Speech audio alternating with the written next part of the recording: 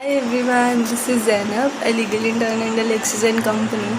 So हर कोई ना कोई एक इंसान अपनी पूरी लाइफ में कोर्ट तो जाता ही है, ओके, चाहे वो सिविल हो क्रिमिनल हो. So today will discuss about the civil procedure. Okay, so हमारा जो कोड है that is CPC civil procedure code, वो बताता है कि सिविल कोर्ट में कैसे कैसे प्रोसीडिंग्स होंगी स्टेप बाय स्टेप, हर चीज़ जो कि नॉर्मल लोगों को नहीं पता होता है because people go to the courts and इतनी सारी प्रोसीडिंग्स देख देख के दे जस्ट गॉट कन्फ्यूज कि what is happening basically in the court. So in this video we will discuss a normal step by step procedure जो कि follow होता है so that the normal people can easily understand gate to know कि basically ये है क्या. Okay, so CPC basically it's a procedural law.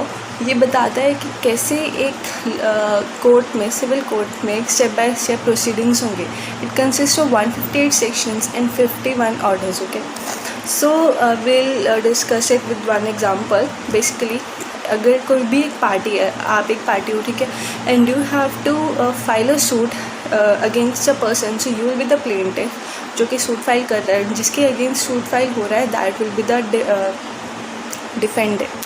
तो दो पार्टीज़ होगी एक सूट में, दो पार्टीज़ तो होती है, प्लेंटिफ जिसको करना है, डिफेंडेंट जिसके अगेंस्ट है. So you will be the parties to the suit. Okay, हुआ order 1. This is order 1 and order 2 is framing of the suit. Okay, so आप कोर्ट में चले तो गए, लेकिन सूट क्या है, दैट है वो जो ऑर्डर 2 है वो बताता है फ्रेमिंग ऑफ द सूट, कि ठीक है आप लेकर आए तो वो सूट कैसे फ्रेम होगा. सो इट इज़ बेसिकली किसी भी पार्टी के अगेंस्ट अब आप कुछ भी लेकर जा रहे हैं. ओके, सो अब आप कोर्ट में चले तो गए, लेकिन आप अकेले तो केस नहीं निपटा सकते. You will need a lawyer, advocate, recognised agents and pleaders. So ये दिया है ऑर्डर 3 के under. Okay, so like selection of these appointment pleaders, this is given under order 3 of CPC. अब आपने वकील तो हायर कर लिया, बट कोर्ट को तो बताना है कि क्यों किया, कैसे हुआ, तो ये सब आप खुद तो नहीं बताएंगे. You will need a lawyer. So जो आपका एडवोकेट है वो पर्सन आपकी जो भी इश्यूज़ हैं, एवरीथिंग, क्यों आए हैं कोर्ट से क्या चाहिए, सब कुछ एज इन अ प्लीडिंग्स, ये सब कुछ प्लेंट बनाकर कोर्ट में देगा. That is institution of suit, जो कि कोर्ट में जाएगी अंडर ऑर्डर 4. ओके, अब इंस्टीट्यूशन ऑफ सूट के बाद आपका काम तो निपट गया प्लेंटिफ का. डिफेंडेंट को कैसे पता है कि या उसके अगेंस्ट में कोई भी सूट फाइल हुआ है. So in this is issue and service of summons जो जाएगा ऑर्डर 5 के अंडर. तो कोर्ट डिफेंडेंट को समन्स भेजेगी ये बताने के लिए कि आपको कोर्ट के अंडर आना है, वैसे ऐसे आपके ऊपर केस हुआ है. This is discussed under order 5 of CPC. अब जो डिफेंडेंट है वो रिटर्न स्टेटमेंट सबमिट करेगा कोर्ट में. ओके, आपने जो प्लेंटिव है उसने अपनी प्लेंट तो सबमिट कर दी अपनी सारी की सारी अंडर लिख कर. जो डिफेंडेंट है वो रिटर्न स्टेटमेंट देगा. ठीक है, अब आप पूरी राम कहानी तो नहीं लिख सकते in the plaint and the return statement. So basically जो एडवोकेट है वो सिर्फ रेलिवेंट फैक्ट्स लिखकर प्लेंट जो प्लेंटिफ का है, रिटर्न स्टेटमेंट जो डिफेंडेंट का है, वो लिखकर कोर्ट में सबमिट करेगा. Now this order 7 is plaint and order 8 is return statement. Okay, अब सब कुछ लिखी कहानी तो हो गई. सो अब जो कोर्ट है वो डिफेंडेंट को कोर्ट में बुलाएगा. ठीक है, so that is order 9 which is appearance of parties and non appearance of consequences. Defendant ने अपनी रिटर्न स्टेटमेंट तो दे दी, लेकिन उसके बाद उसे खुद भी तो हाजिर होना पड़ेगा, तो ये ऑर्डर 9 के अंडर इंक्लूड होता है. अब दोनों पार्टीज आ तो गई, तो कोर्ट अब दोनों पार्टी से पूछेगा कि जो आपके ऊपर एलिगेशंस लगाए हैं वो आप एक्सेप्ट करते हो और डिनाई. तो that is examination of courts by the examination of parties by the courts, जिसमें वो पूरा का पूरा उनसे पूछेंगे, विच इज़ ऑर्डर 10. ओके, तो जो रिटर्न स्टेटमेंट दिया उसके बाद डिफेंडेंट आ गया, लेकिन कोर्ट को तो ये सब करने के बाद फिर से केस को इन डेप्थ समझना पड़ेगा. ठीक है, क्योंकि उन्हें रेलिवेंट फैक्ट्स निकालने हैं, सब कुछ एग्जामिनेशन करना है. तो जिसके अंडर हमारा आता है order 11, 12 and 13. Order 11 is discovery and inspection. Court अच्छे से डिस्कवर करेगा, इंस्पेक्ट करेगा डिफेंडेंट को. उसके बाद 12 एडमिशंस, कुछ चीज़ें एविडेंसेस जो सबमिट करनी पड़ेंगे डिफेंडेंट को, कुछ डॉक्यूमेंट्स होंगे. ठीक है, फिर ऑर्डर 13 आता है production, impounding and return of documents.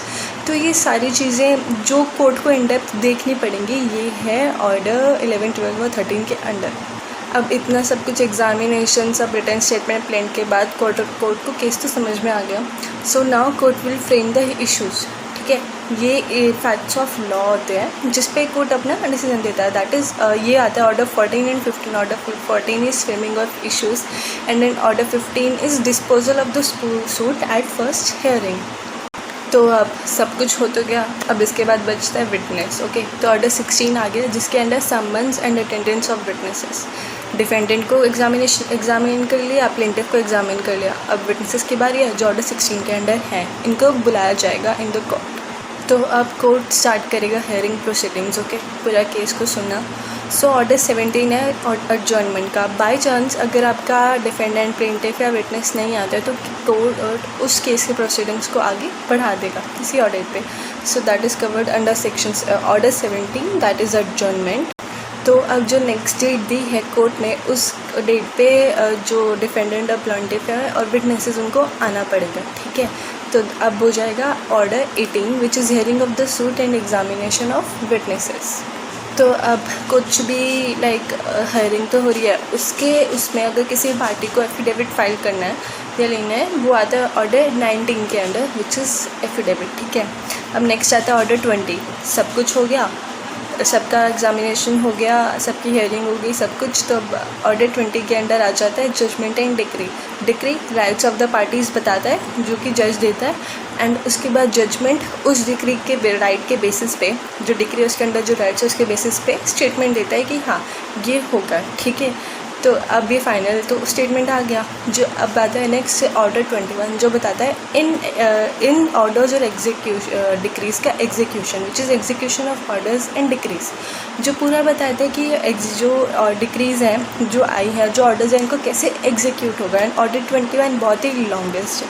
ठीक है, हमारे CBSE में सबसे बड़ा ऑर्डर है, इसके अंदर बहुत सारे रूल्स हैं, करीबन like 109, 110। Okay, so we'll discuss the later in the next video, that is tomorrow. So that's all for now. Thank you. And basically this video is not a promotion, it is an educational video. Thank you.